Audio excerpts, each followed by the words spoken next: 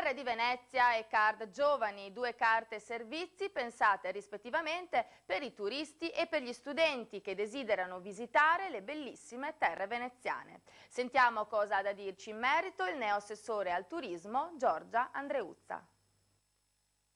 Assessore, parliamo della carta turistica di Venezia indirizzata specialmente ai giovani.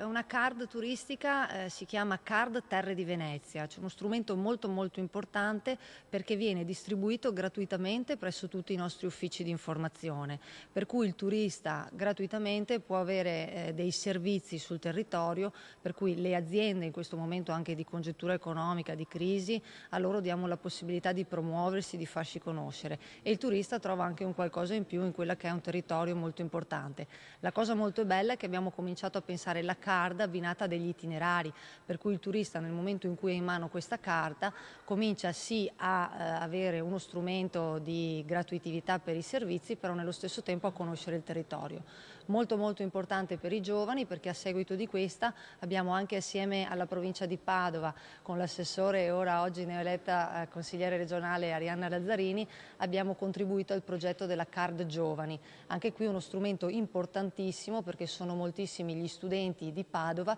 che potrebbero, anzi che desiderano sicuramente venire nel nostro territorio che ha un'offerta d'eccellenza molto importante.